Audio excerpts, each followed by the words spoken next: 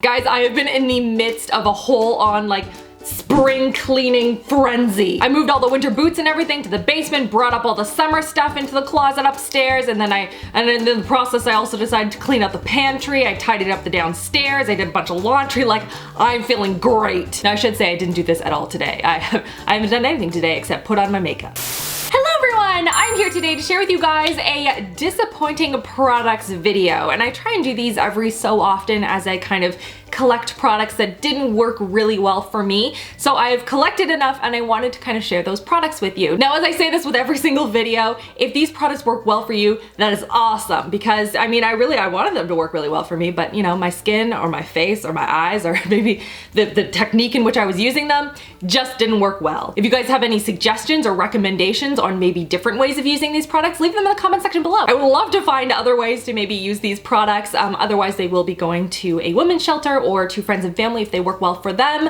But yeah, these didn't work so well for me, so I wanted to share them with you guys. If you like these types of videos, give this video a big thumbs up and don't forget to subscribe so you don't miss out on new videos every Tuesday, Thursday, and Friday. And without further ado, let's get into this. So the first product I want to mention is actually a recent purchase of mine, and I bought it while I was shopping through the whole like Sephora VIB sale that they have twice a year. So I stocked up on a whole bunch of products. If you're interested in seeing what else I stocked up on, I will put a link to the video in the cards and in the info bar below in case you're interested. But this product just did not work well for me, and it's the Drybar Detox Whipped Dry Shampoo Foam. Now I live for a good dry shampoo because my hair tends to get oily within like a day. So it says on here it is an ultralight foam that absorbs oil and dries instantly to leave your hair bouncy and refreshed. And you're supposed to dispense just a small amount into the palm, rub it together, put it in your hair, and voila, degreasified hair. And that was not my experience. First of all, it does not dry instantly when you put it in your hair. Your hair is going to look wet a little bit, and I didn't use a ton. Like I started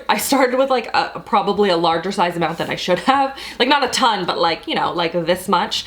And it did not dry. And it just emphasized the fact that I had very greasy hair. So that wasn't so great. So the next time I decided to try and use it, I used a much smaller amount. I rubbed it in my hands first and then kind of rubbed it into my roots. And I just didn't see much of a difference. I tried a little bit more. Like it just wasn't working for me. I didn't see any results in terms of just refreshed hair at all. So I'm just gonna be sticking to, I think it's the Oscar one. What is it? I don't know. I'll link it down below, the one that I've been, you know what? No, I'm gonna go find it. I'm gonna find the one that I actually enjoy. This one right here is the Oscar Blondie Dry Shampoo. This is my second bottle of the stuff and it's so good.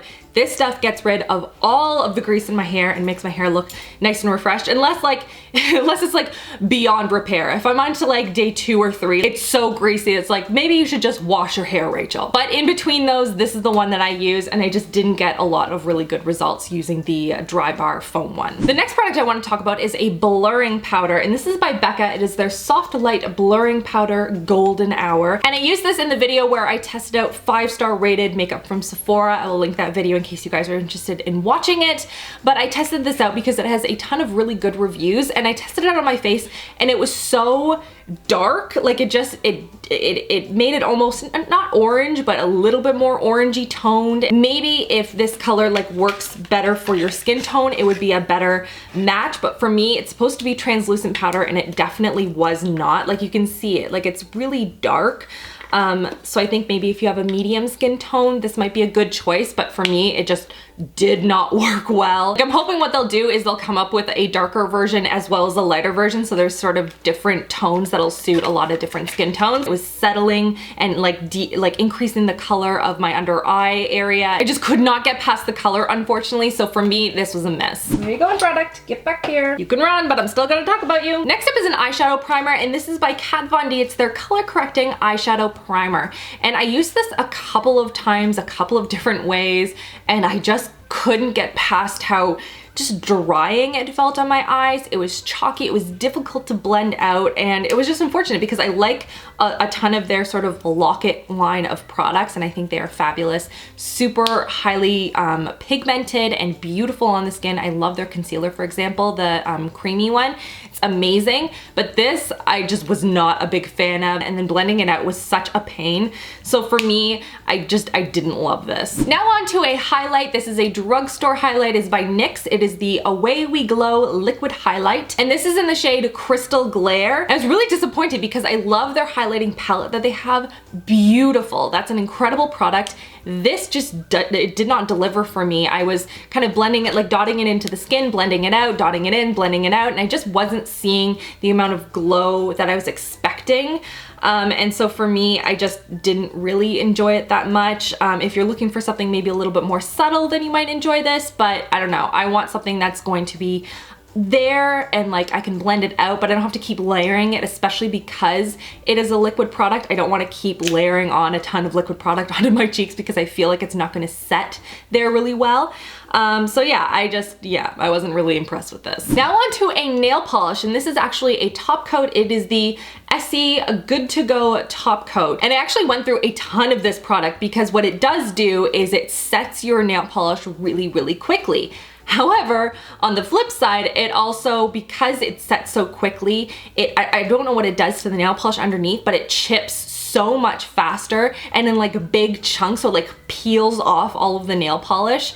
I think unless you let your nail polish dry a little bit more and then set it, it's just a big mess. So I just wasn't a big fan of this, and I love Essie polishes. Like I'm wearing one today. This is Where's My Chauffeur, which is a pretty sort of a pastel blue green, really nice. I mean, I did like the fact that it did dry down really quickly, but if it's just gonna chip the next day, I mean, what's the point, right? And lastly is a foundation. This is the Elizabeth Arden Provage Anti-Aging Foundation. It has an SPF of 30 and it has some anti-aging properties to it to make your skin look nice and healthy and glowy and plump and fresh.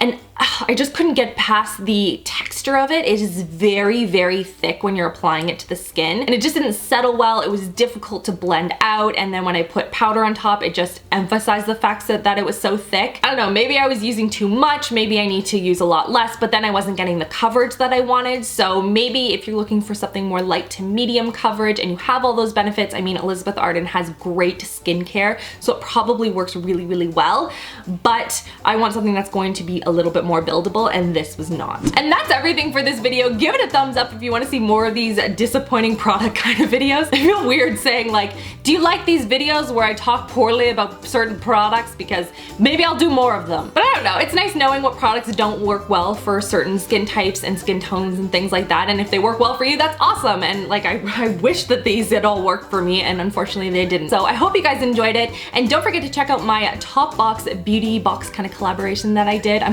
This is what it looks like. I don't know where it is. Ta-da! I put all the details on what's included on my Instagram in case you guys are interested in purchasing one for yourself. It's kind of cool because there are a lot of different products that you can kind of mix and match and kind of basically build your own beauty box, which is kind of cool. So I hope you guys enjoy it. Thank you so much for watching, and I will see you guys all in my next video. Love you girls. Mwah!